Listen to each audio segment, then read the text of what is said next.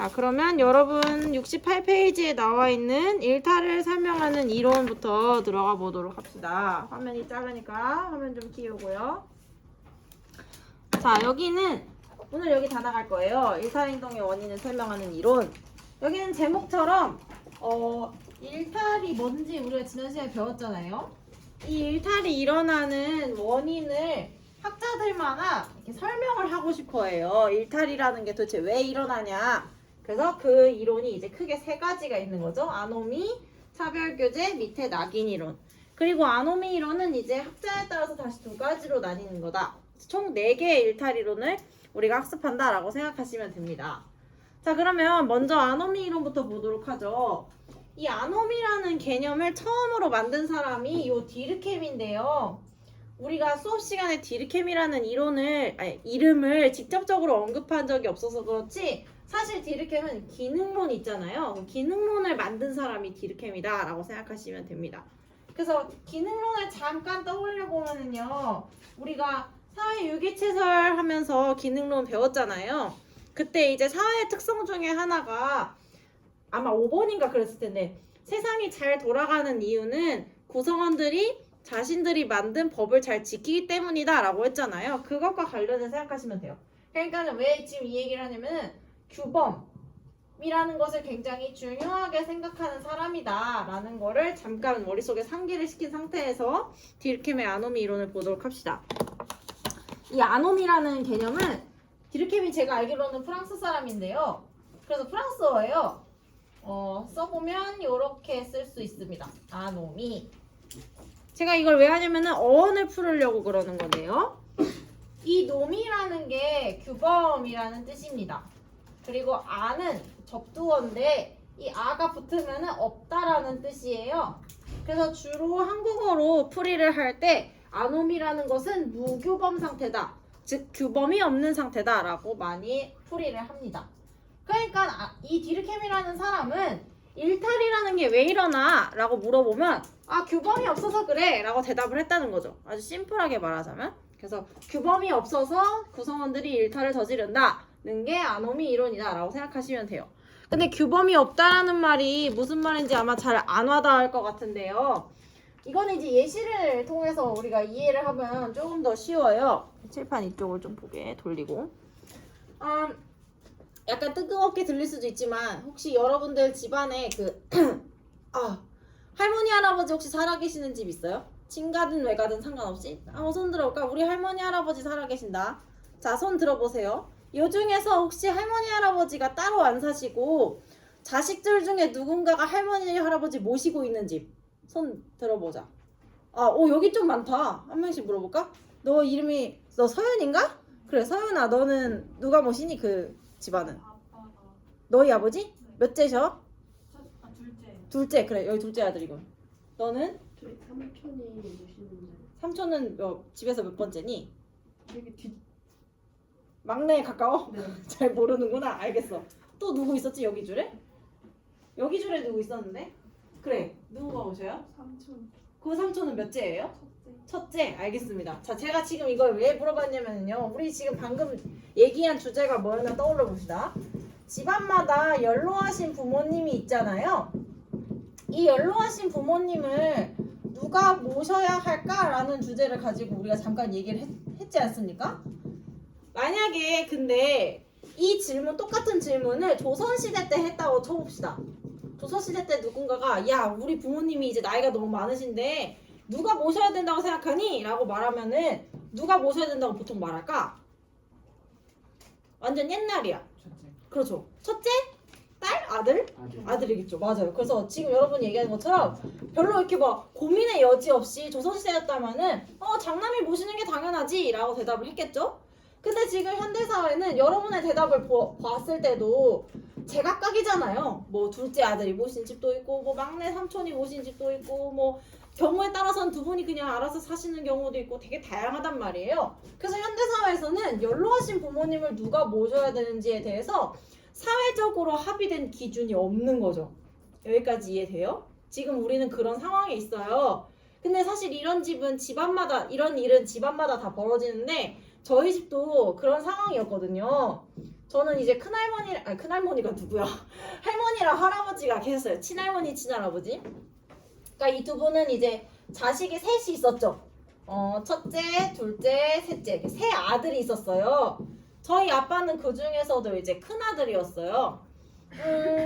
이 두 분이 원래는 여러분들 대부분의 경우처럼 두 분이서 그냥 같이 사셨거든요.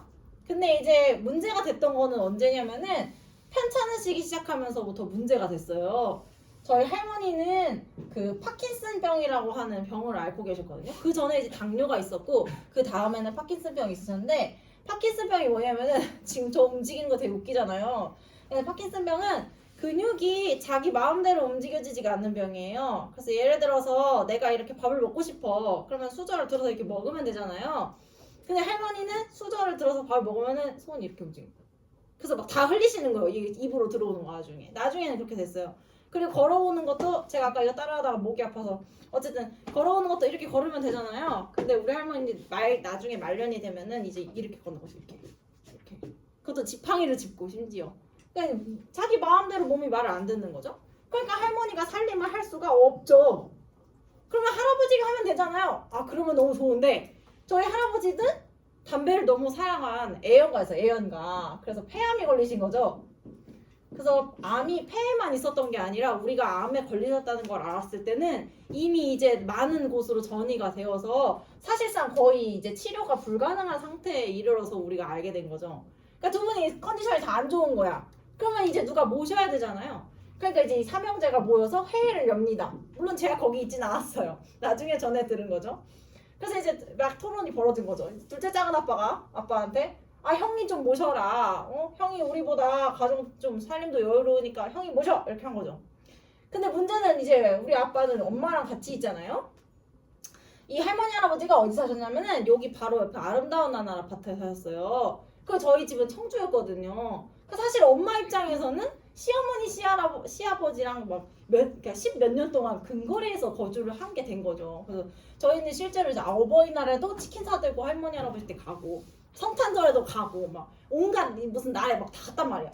싫었겠죠? 그러니까 엄마가 싫어 나 더는 안 하고 싶어. 그래가지고 이제 반려가 된 거죠.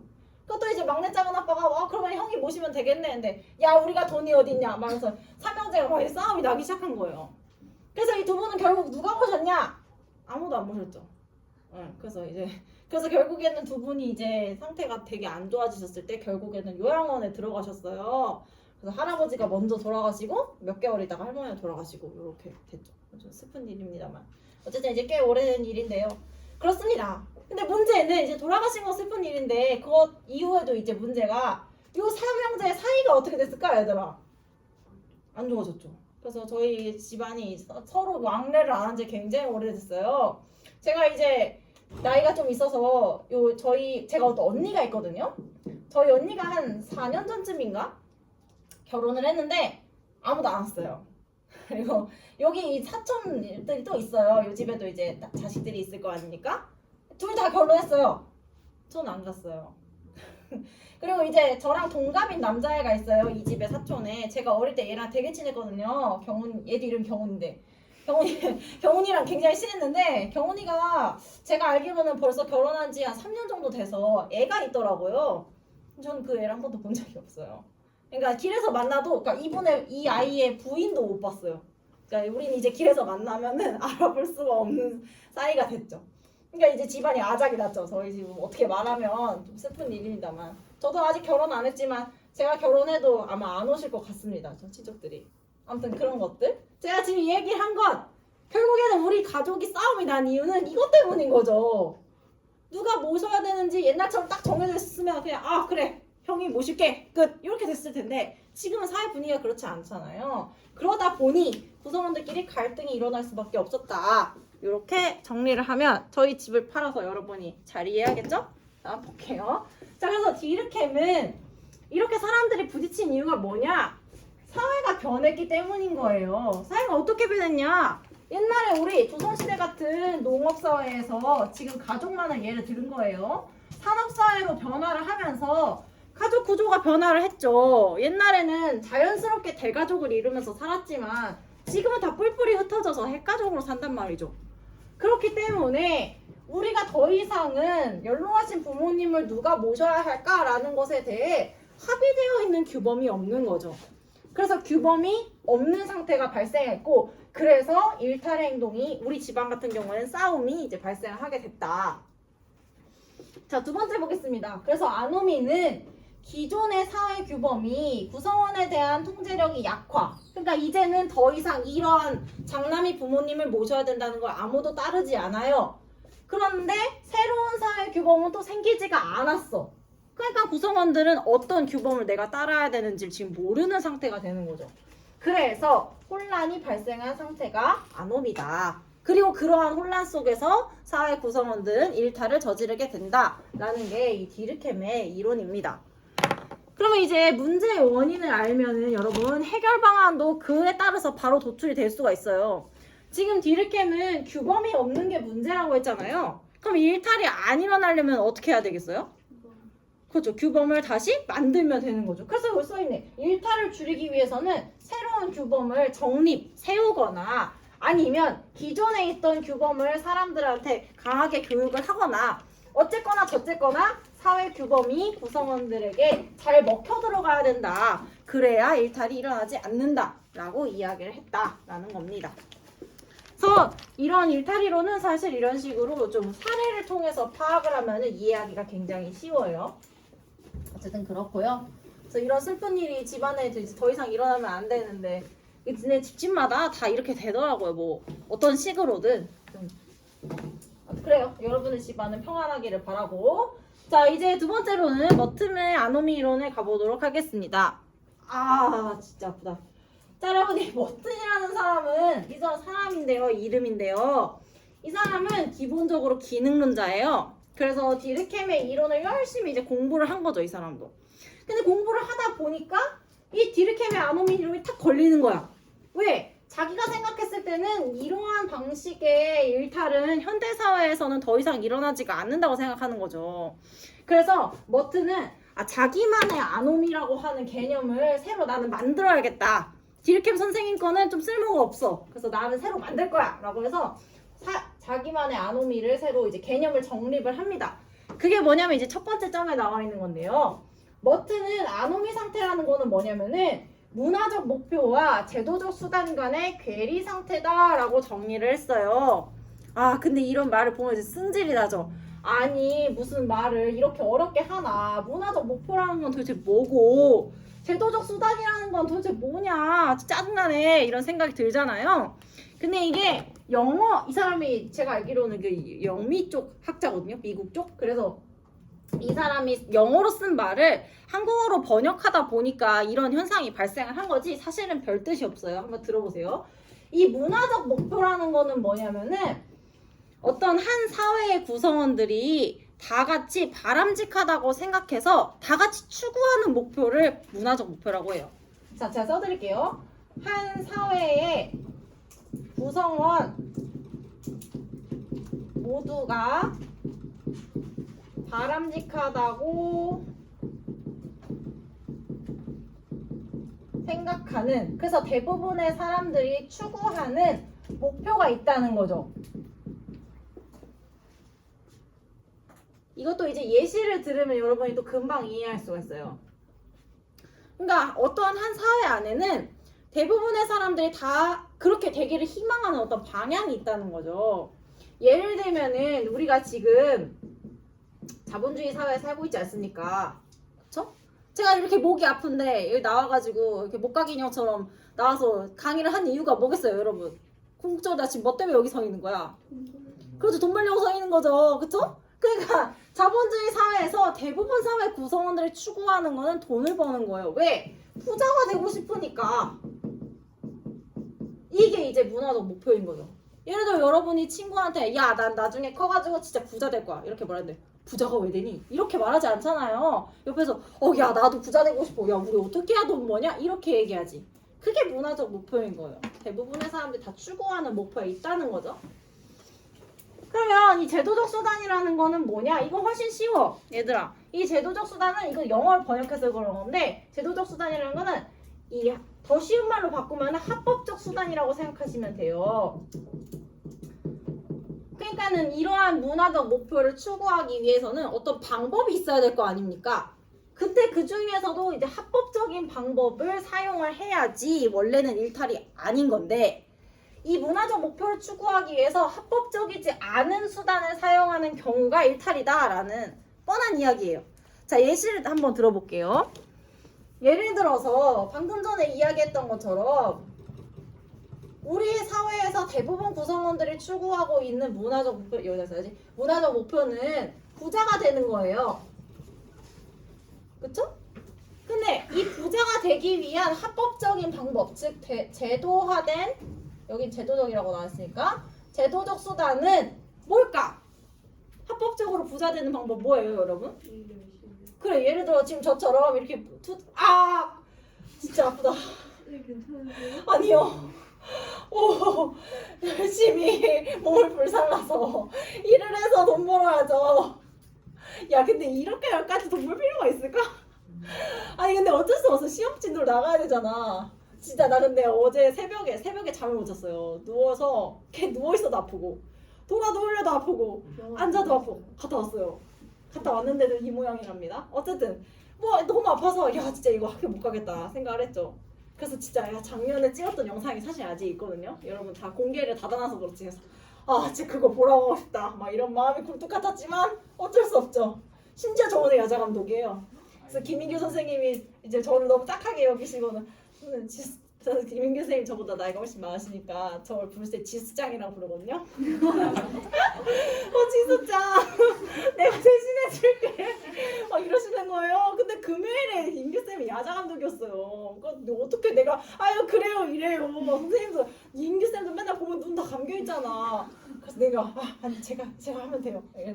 어쨌든 죄송해요. 하여튼 부자가 되는 게 문화적 목표잖아요. 그래 이거를 합법적으로 추구할 수 있는 거는 사실 일해서 돈 버는 거죠.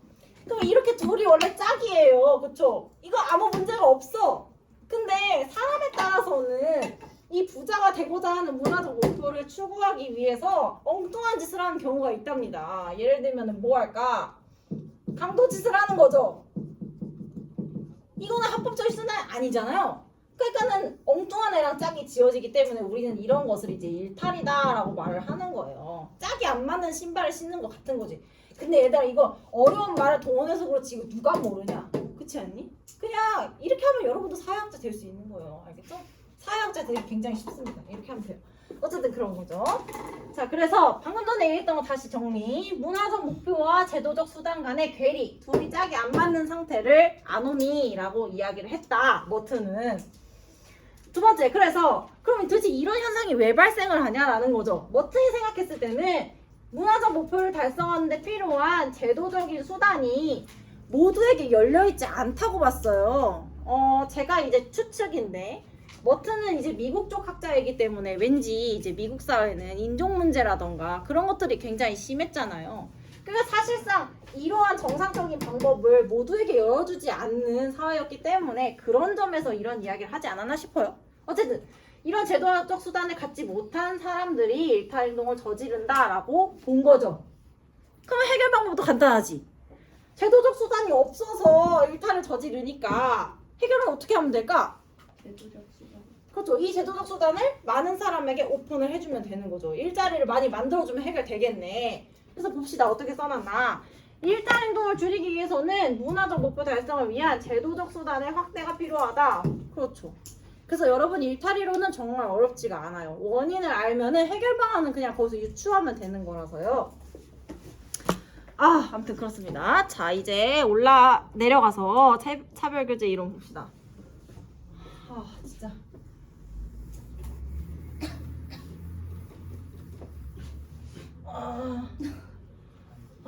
이게 말이 되나요?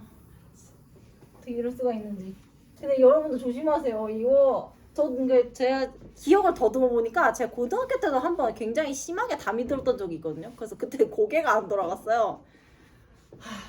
이게 똑같이 계속 저도 얼마 전까지 시험 문제 내느라고 계속 같은 자세로 이렇게 앉아있고 스트레스도 좀 받았거든요. 그래서 그런 것 같은데 여러분도 스트레스 관리를 잘하지 않으면 이렇게 되는 겁니다. 근데 여러분은 행복하니까 그건 아니죠?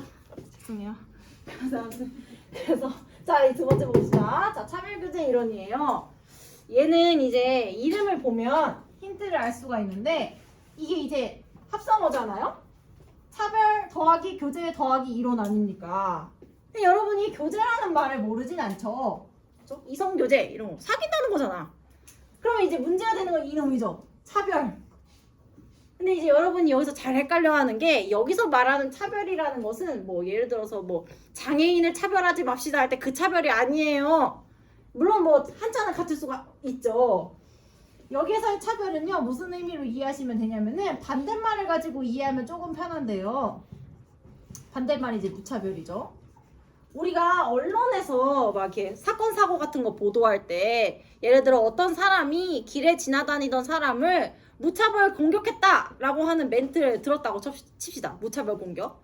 그러면 무차별 공격이라는 거는 어떤 특정한 한 사람을 찍어서 얘를 팼다는 거야? 아니면은 지나가는 아무나 잡고 팼다는 거야? 그러니까 아무나죠. 그러면 얘가 아무나야. 그럼 얘는 뭐겠니? 그렇죠. 특정한이라는 거죠. 그래서 여기서 말하는 이 차별이라는 거는 특정하다라는 뜻이에요. 그러니까 특정한 사람과 교제를 어울리면 일탈자가 된다라는 게 차별교제 이론이다라고 생각하면 됩니다. 그럼 여기서 말하는 특정한 사람은 누가 되겠냐? 당연히 이제 일탈자겠죠. 그래서 아주 쉽게 차별교제 이론은 결국엔 일탈자랑 어울리면 일탈자가 된다라는, 이것도 누가 몰라요. 다 아는 거잖아요. 그런 이야기죠. 여러분 그런 거 중학교 때 많이 봤잖아요. 멀쩡하던 애가 뭐 이제 일진들이랑 어울리면서 뭐 겉멋도 들고 담배 피우고 뭐 이러는 거 봤잖아요. 그거 똑같은 거예요. 자 봅시다. 자 차별교제 이론에서 근데 유의해야 될 거는 이제 첫 번째에 나오는데요. 한번 먼저 읽어볼게요. 차별교제 이론은 일탈행동은 타인과의 상호작용 과정을 통해서 일탈행동의 기술을 습득하고 일탈행동을 정당화하는 동기나 가치관을 내면함으로써 학습된다 이렇게 나오죠. 제가 지금 읽는 거 그냥 읽은 게 아니라 표시를 했잖아요. 이 표시한 부분들이 중요한데 먼저 눈여겨봐야 될 건 이 차별교제 이론이라는 거는 일탈은 다른 사람과의 상호작용 과정을 통해서 학습된다라고 보는 거예요. 여기서 말하는 타인이라는 건 결국 아까 말했듯이 일탈자일 것이고 중요한 거는 학습된다는 거죠. 일탈자를 따라다니면서 일탈을 배운다고 봐요. 약간 키워드 같은 거요. 차별교제 이론에서 자주 나오는 말입니다. 그러면 뭘 배우냐? 두 가지를 배운다고 보는 거예요. 첫째, 일탈을 하기 위해서는 테크닉이 필요하잖아요. 예를 들어 소매치기를 하려고 하면은 어떻게 해야 우리가 주머니에 손을 넣었을 때 저 사람이 눈치채지 못할 수 있는지 이런 거 알아야 되잖아요. 그런 기술을 배워야 되고, 그 다음에 두 번째로는 일탈을 해도 괜찮다. 내가 일탈을 저질렀을 때 나 남의 물건 훔쳤어 어떡하지? 이렇게 하면 일탈을 저지를 수 없죠. 일탈을 저질러도 아무렇지 않아야지 그게 반복되는 거 아닙니까? 그러한 마음. 그래서 예를 들면 소매치기라고 했을 때 나는 돈이 없고 저 사람 돈이 많으니까 내가 저거 좀 가져와도 뭐 어때? 이런 마음 있잖아요. 그런 걸 이제 배운다고 보는 거죠. 그래서 정리하면 일탈이라는 거는 학습이 되는 건데 일탈자로부터 뭐를 배우냐? 기술과 마인드를 배운다. 이렇게 기억을 하시면은 기억하기가 쉽습니다. 사실상 뭐 기억할 것도 없어요. 뭐 다 아는 얘기잖아요. 그래서 이제 두 번째 보시면 일탈 행동을 일삼는 사람이나 집단과 자주 접촉하는 개인이 일탈자가 될 가능성이 높다. 그러니까 일탈자랑 어울리다 보면 일탈자가 된다라는 거죠. 그럼 해결 방안 간단하겠죠, 여러분? 일탈자랑 어울려서 일탈자가 된다며. 그러면 일탈자 안 되려면 어떻게 해야 돼요? 그래, 이상한 애들이 안 놀면 되죠. 그래서 일탈 행동을 줄이려면 일탈자와의 접촉을 차단하고 정상적인 행동을 학습할 수 있는 환경을 만들어주면 되죠. 그래서 이상한 애들이랑 놀지 말고 멀쩡한 애들이랑 놀면 된다라는 아주 간단한 결론이 나오고 있습니다. 그래서 뭐 옛날 어른들이 막 너 쟤랑 놀지 마, 쟤 이상하더라, 뭐 이런 게 뭐 어떻게 보면 차별교제 이론에 대한 성찰에서 나온 얘기겠죠. 뭐 그런 것들 생각하시면 되고, 진짜 환장하겠네. 자, 이제 마지막이에요. 낙인 이론. 낙인 이론이 아마 그 일탈 이론 중에는 여러분이 제일 이해하기가 좀 어려울 수 있다고 생각이 들어요.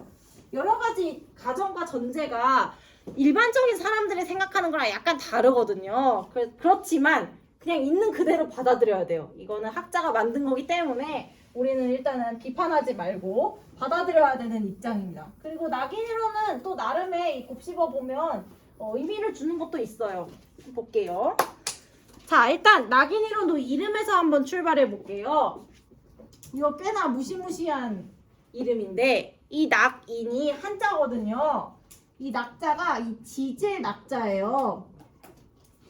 불에 지진다는 거예요. 연진이가 고데기로 지진 것처럼 지질 낙자. 인자는 진짜 아프네. 도장 인자예요. 그냥 불로 도장을 지진다는 거죠. 이게 이제 낙인이라는 말이 나온 어원이 굉장히 이제 험악한데 여러분 혹시 그 몇 개월 전에 마침 임지연이 나왔던 거네? 혹시 옥시부인전이라는 드라마 했던 거 알아요? 오, 끄덕끄덕 안 하는 사람들은 공부 열심히 했나 봐요. 근데 제가 왜 그 얘기를 하냐면 그 옥시부인전이 재밌어요. 나중에 끝나고 보세요. 그 노비를 이제 소재로 만든 드라마거든요. 근데 거기 보면 노비가 이제 양반집에 살잖아요. 근데 양반들이 막 너무 괴롭히고 못 살게 구니까 도망을 간단 말이죠. 근데 노비가 사실 양반이랑 생김새가 다른 건 아니잖아요. 좀 이제 좀 더 깔끔하냐 지저분하냐의 문제지. 도망을 가서 다른 지역의 평민들이랑 사실 섞이면은 누가 노비인지 평민인지 구분이 안 된단 말이지. 그래서 이제 예를 들어서 도망친 노비가 다시 잡혀서 집에 왔어. 그러면 다시는 도망을 못 가게 얼굴에다가 지지는 거예요. 노비 자를. 그래서 낙인이에요. 한번 그렇게 지져놓으면 다시는 이제 도망 못 가잖아요. 여기 붙어 다니니까 꼬리표가. 그런 걸 낙인이라고 하는 겁니다. 어떤 사람을 무엇이라고 규정을 했을 때 그 꼬리표가 그 사람 평생을 따라다니는 그것을 우리가 낙인이라고 하는 거예요. 그럼 낙인이론의 요지는 뭐냐? 요지는 간단해요. 뭐냐면 낙인을 찍히면 일탈자가 된다는 거죠. 요거는 좀 이해하기 어려울 수도 있으니까 일단 적어 놓으시고. 그러니까 낙인이 찍힌 사람이 일탈자가 된다라는 말이거든요. 이 말이 함축하는 의미가 여러 가지가 있는데 일단 이거 역시도 이제 사연을 들으면 또 이해하기가 좀 쉽습니다. 사례를. 일단 낙인이론의 출발점은 뭐냐면요. 누구나 살면서 한 번쯤은 나도 모르게 일탈을 저지를 수 있다는 거에서 이제 출발을 해요. 여러분도 지금 19년 인생을 살면서 크고 작은 일탈 저질러 보지 않았어요? 뭐 하다못해 친구 물건을 내가 실수로 가방에 갖고 왔는데 이게 마음에 들어서 그냥 몰래 집에 가져갔다던가. 제 경험 아니에요. 저 그렇게 보지 마시고 예를 들어 가게에서 물건을 갖고 싶은데 돈이 없어가지고 슬쩍 가져왔다던가. 저 아니에요. 아무튼 그런 하다못해 아니면 엄마한테 거짓말을 했다거나 있잖아요. 여기서 내놓고 말을 안 할 뿐이지. 거기서부터 출발을 하는 건데 일단 참고로 그런 걸 우리는 원초적 일탈이라고 합니다. 그러니까 누구나 살면서 나도 모르게 저지를 수 있는 일탈이 있다는 거죠. 제 얘기로 시작을 해볼게요. 저는 제가 말했던 사례 같은 건 아니었고 조금 귀여운 일탈을 저지른 적이 있는데 그게 언제냐면 이제 초등학교 1학년 때예요. 초등학교 1학년 때. 야, 초등학교 1학년 때면은 지금으로부터 20여 년 전이죠. 20여 년 전에 제가 이제 초등학교 1학년 교실을 여러분 또 가보셨겠지만 초등학생 때 아이들이 물건을 진짜 잘 잃어버리잖아요. 요즘에는 막 그래서 애들 이렇게 스티커도 붙여주고 하잖아요. 근데 이제 저 때만 해도 그런 게 보편화된 때가 아니었기 때문에 아이들 분실물이 너무 많이 나오니까 담임 선생님이 저기 이제 저 에어컨 앞에 저 창턱 있잖아요. 저런 데에다가 분실물 보관함을 만들어 놓으셨어요. 그래서 이제 교실에 주인 없는 물건이 생겨서 거기다 갖다 놨죠. 하루는 제가 이제 하교를 하려고 이렇게 가방을 메고서는 분실물 보관 앞을 지나갔는데 우연히 저의 눈길을 사로잡는 게 있었죠. 여러분도 저 이제 평상시에 이거 들고 다니는 거 보시면 아시겠지만 제가 이렇게 색깔별로 나와 있는 이런 물건을 굉장히 좋아해요. 그래서 아직도 저기도 색연필 하나 있네. 저런 거 보면 이렇게 48색 색연필 이런 거 보면 되게 사고 싶어해요. 그래서 사실 쓸 데도 없어. 어쨌든. 근데 이제 그날 저의 눈을 사로잡은 게 뭐냐? 100장짜리 색종이었어요. 그 100장짜리 색깔별로 나와 있는 색종 있잖아요. 그래서 그게 또 있는 거야, 새 거가. 그래서 그게 너무 갖고 싶은 거죠. 그래가지고 이거 잠깐 고민하다. 어차피 분실물 보관함에 있는 거니까 주인이 없으니까 가져가도 되겠지? 이렇게 생각하고 제 가방에 넣고 집에 갔어요. 근데 이제 초등학교 1학년이니까 엄마가 저희 엄마 주부셔가지고 제가 하교를 하면 알림장을 이렇게 보고 준비물 같은 걸 챙겨주려고 이렇게 가방을 열어보신 거죠. 근데 자기가 사준 적이 없는 100장짜리 색종이가 들어있는 거지. 그래서 이제 엄마가 저한테 물어본 거예요. 야, 지수야, 너 이거 색종이 어디서 났니? 이렇게 물어봤죠. 근데 제가 초딩이잖아요. 그러니까 생각이 좀 짧잖아요. 그러니까 이제 거짓말을 그럴싸하게 했어야 되는데 아 엄마 나 그거 학교에서 오는 길에 길에서 주웠어 이렇게 말하는 거예요. 그 길에서 그게 어떻게 주워요? 그러니까 엄마가 그걸 듣자마자 거짓말인 걸 알았죠. 그래서 야 진짜 사실대로 얘기해라. 이거 어디서 났냐? 이렇게 물어서 제가 또 쫄아가지고 아 이거 사실은 반에 분실물 보관함이 있어가지고 내가 거기서 갖고 왔어 이렇게 말을 했어요. 그래서 엄마가 그래 지수야 엄마가 사줄 테니까 너 내일 학교 가서 그거 잘 갖다 놔 이렇게 얘기해가지고 저는 갖다 놨죠. 그래서 이제 아무도 몰랐어요 제가 그걸 가져간 걸. 그대로 끝. 근데 지금 이 상황을 제가 다시 가져와서 각색을 해봅시다. 만약에 그게 아니었다면 약간 시간 돌려보는 거예요. 우리 엄마가 이제 100장짜리 색종이를 내 가방에서 본 거지. 내가 거짓말한 걸 들켰죠. 근데 우리 엄마가 이제 화가 난 거야. 예를 들어서 이제 싹수가 애가 놀았네? 이렇게 생각이 돼서 열이 받아가지고 다음날에 저랑 이렇게 학교에 같이 와가지고 저를 교탁 앞에다 이렇게 세워놓고 반 애들 다 있는데 얘들아 지수가 어제 분실물 보관하면서 100장짜리 색종이를 훔쳤어. 얘들아 너네 지수랑 같이 있을 때 물건 간수 잘해라. 얘 언제 어떻게 훔칠지 몰라. 이렇게 했다고 칩시다. 그러면 저는 그 다음에 반에서 저의 입지가 어떻게 될까요? 완전 그쵸 완전 안 좋아지겠죠. 애들 다 나한테 뭐라고 할까? 도둑년이라고 하겠죠. 도둑년. 비속어 써서 죄송해요. 도둑이라고 하겠죠. 그렇죠? 그러니까 저는 굉장히 학교 생활 어려워지겠죠. 그래서 나랑 놀아주는 친구도 없을 거고 그럴 거예요. 근데 예를 들어 내가 그렇게 이제 애들이 다 나보고 도둑년이래. 근데 마침 와 저기 또 이게 있네. 48색짜리 색연필.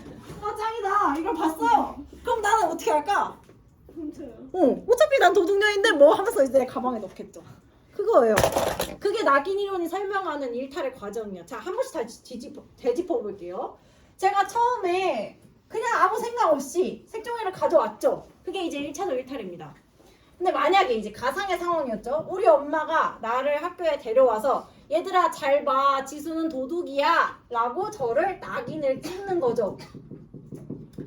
그렇게 되면은 저는 주변 사람들이 아 쟨 도둑이다 라고 말하고 저 스스로도 아유 그래 나 도둑인데 뭐 라고 하는 스스로에 대한 부정적인 자아인식이 생깁니다. 이게 이제 낙인 이론에서 말하는 용어를 그대로 사용한 거예요. 부정적 자아가 형성되는 거죠. 그래 내가 그렇지 뭐 라고 하는. 그래서 그 부정적 자아 때문에 이런 거를 보면은 다시 가져가게 된다. 즉 일탈이 반복이 되는 거죠. 그래서 2차, 3차 일탈이 계속해서 발생을 한다 라는 게 이 낙인 이론에서 설명하는 일탈의 과정이에요. 근데 다행히도 저희 엄마는 저를 낙인을 찍지 않았죠. 그냥 잘 타일렀지. 그렇기 때문에 저는 그 뒤로 아무런 일탈 행위를 저지르지가 않았죠. 그래서 저 진짜 그 뒤로 남의 물건 가져가고 그런 적이 없어요. 어머니가 훌륭하게 저를 키우셨죠. 문제는 100장짜리 색종이를 사주시진 않았어요. 어쨌든 그렇습니다. 그런 것들 생각하시면 돼요. 자 그러면은 이제 이 한 번에 갑시다. 우리가 낙인 이론을 쭉 과정을 봤잖아요. 그러면 여러분이 생각했을 때 아 이러한 일이 없었으면은 얘가 일탈을 더 저지르지 않았을 텐데 하는 스텝이 있잖아요. 그런 것들을 해결하면 일탈도 해결되겠죠. 자 그럼 어디가 좀 아쉬워요? 이 단계 중에서 아 이거 없었으면 좋았을 거라는. 그렇죠. 일단 1차적으로 낙인을 안 찍었더라면 참 좋았을 텐데 하는 생각이 들죠. 그러면 이 낙인 이론에서 봤을 때 일탈자를 만들지 않으려면 어떻게 해야 된다고 보겠어요? 그렇죠. 낙인 찍지 말아야 된다라고 보겠죠. 그 다음에 두 번째 낙인을 찍혀도 내가 스스로를 긍정적으로 생각을 했다면은 일탈 안 저지를 거 아니에요. 그러니까 이 부분도 좀 아쉬운 부분이겠죠. 그래서 이런 것들이 다 이제 해결 방안이 됩니다. 책으로 한번 정리해 볼게요. 자, 낙인 이론 첫 번째 볼게요. 처음부터 일탈 행동에 의미를 갖는 행동이나 일탈 행위자는 없으며 여기 첫 번째 문장 아주 중요합니다. 상호작용 과정에서 사람들에 의해 일탈 행동이나 일탈 행위자로 규정된다. 저의 사례를 생각해 보세요. 제가 색종이 처음에 가져왔잖아요. 엄마가 저한테 뭐라고 안 했거나 그랬으면 일탈로 규정되지 않았을 거예요. 그냥 가져간 걸로 나만 알고 끝났겠지. 근데 주변 사람이 너 도둑이구나 라고 나를 평가하는 순간 이 행동은 잘못된 행동이 되는 거예요. 이 컨셉이 좀 이해하기가 어려워요. 그러나 낙인 이론은 그렇게 봐요. 그러니까 즉 어떠한 행동을 내가 처음 저질렀을 때 그 자체로서 일탈이 되는 건 아니에요. 주변 사람들이 낙인을 찍어야지 일탈자가 되는 거예요. 그래서 제가 아까 말했잖아요. 낙인 찍히면 일탈자가 된다는 게 그 의미입니다. 그래서 처음부터 일탈이라는 행동은 없고 다른 사람들이 일탈이라고 하면 일탈로 규정이 된다라는 거. 그게 조금 낙인 이론이 가지고 있는 특이한 개념이에요.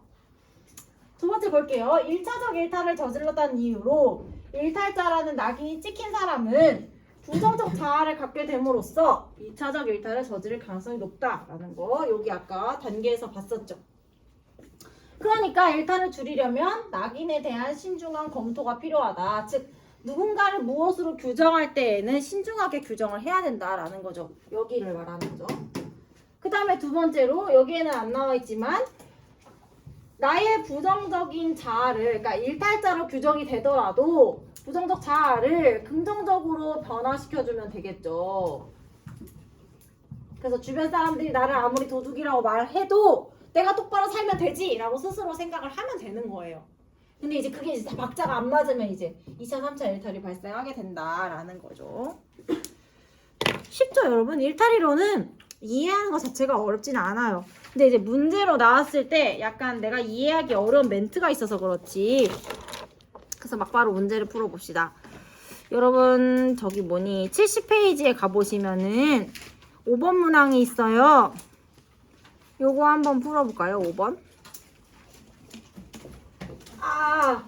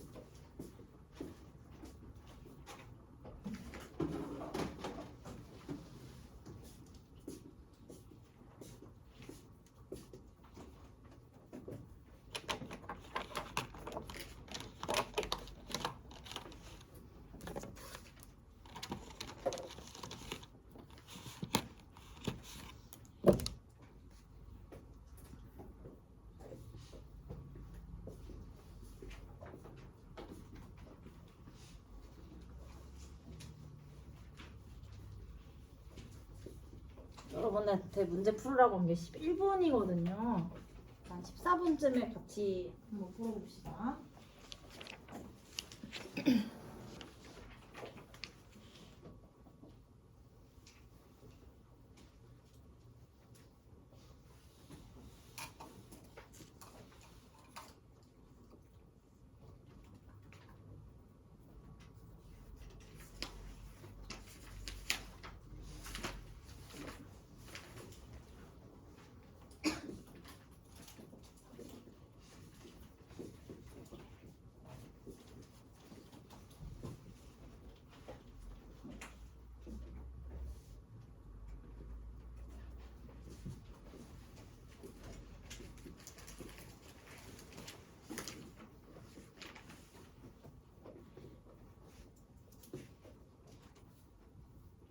오, 14분이다. 자, 여러분 같이 풀어보죠.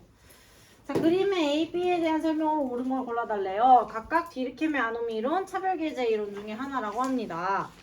자, 지금 제 신문이 뭐가 나왔냐면 급속한 사회 변동으로 인한 일탈 행동의 증가에 주목하냐라고 했어요.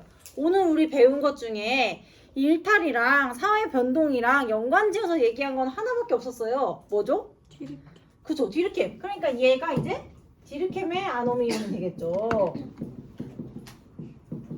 그러면 이제 A는 자연스럽게 차별적 교제 이론이 되겠죠.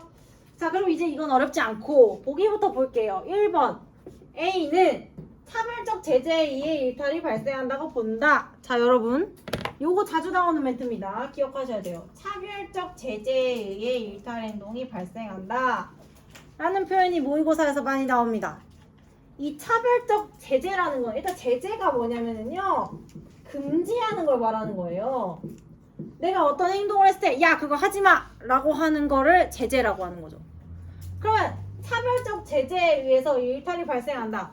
즉 일탈이라는 거는 금지, 뭔가를 내가 했을 때 그거를 하지 마라 라고 하는 것을 당하면 일탈이 일어난다 라고 보는 거잖아요. 지금 이거는 우리가 오늘 배운 것 중에 뭐에 대한 설명일까? 주변 사람들이 야 이거 하면 안 되는 거야 라고 말을 누가 해주면은 일탈이 발생한대. 이거는 낙인 이론이죠.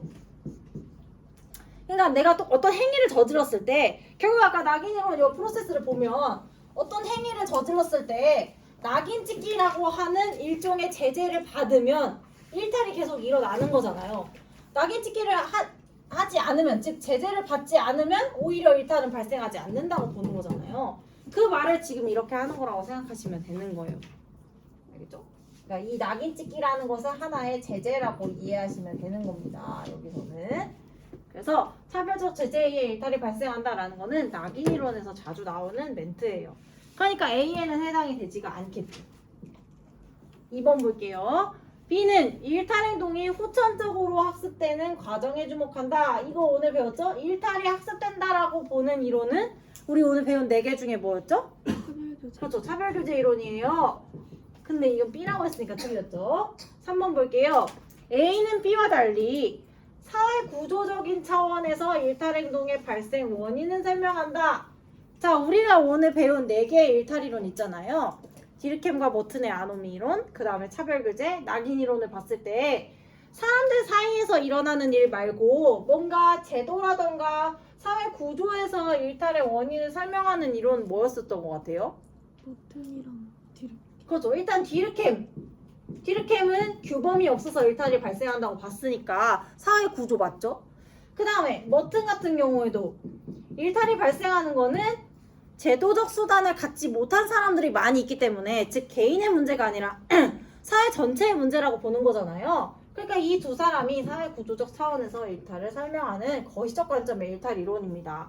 근데 지금 A라고 써놨으니까 틀렸죠? 4번 볼게요. B는 A와 달리 사회 규범의 통제력 회복을 일탈 행동에 대한 대책으로 강조한다. 이거 오늘 배웠던 거네요. 그렇죠? 얘는 누구였죠? 디르켐이었죠. 그러니까 4번이 이제 정답이 되겠죠. 5번 볼게요. A, B는 모두 이것도 나왔다. 일탈 행동을 규정하는 객관적 기준이 존재하지 않는다라는 말이 나왔죠. 여러분 이 표현도 자주 나오는 표현입니다. 일탈 행동을 규정하는 객관적 기준이 존재하지 않는다는 건 무슨 말이냐면 어떤 사람이 어떤 행동을 했어요. 근데 그 행동을 했을 당시에 일탈인지 아닌지를 알 수가 있으면 객관적 기준이 있는 거예요. 그러니까 뒤집어 말하면 뭐가 일탈인지 아닌지 정해진 기준이 있기 때문에 내가 어떤 행동을 했을 때 이거 일탈이구나 라는 걸 알 수가 있는 거지. 근데 뭐가 일탈인지를 정하는 기준이 없으면 무슨 일이 벌어지냐? 무슨 행동을 했을 때 그게 일탈인지 아닌지를 모르는 거죠. 그럼 언제 알 수 있는 거냐? 사람들이 야 너 그거 잘못됐는데? 라고 하면 일탈이 되는 거예요. 그러니까 결국엔 이것도 낙인 이론의 관점에서 자주 사용되는 말이에요. 다 같은 말이야 결국에는. 우리 아까 교재에서 맨 처음에 나왔던 멘트 기억나세요? 낙인 이론의 가장 첫 번째에 나왔던 멘트. 처음부터 일탈 행동의 의미를 갖는 행동이나 일탈 행위자 없다고 했죠? 사람들에 의해서 규정되는 거라고. 이 처음부터 일탈 행동의 의미를 갖는 행동이나 행위자는 없다라는 말이 방금 전에 봤던 일탈의 객관적 기준이 없다라는 말과 똑같은 말이에요. 같은 말이에요. 같은 말. 객관적 기준이 없으니까 사람들이 너 일탈자라고 하는 순간 일탈이 되는 거라고. 같은 말입니다. 그래서 낙인 이론에서 따라오는 표현들을 잘 기억을 하시면 되겠어요. 원래는 시간 있으면 6번 문제도 풀면 좋은데 지금은 시간이 없어가지고 여기까지 하고 다음 시간에는 문화 단어 나갈 거예요. 네, 다음 시간에 봅시다.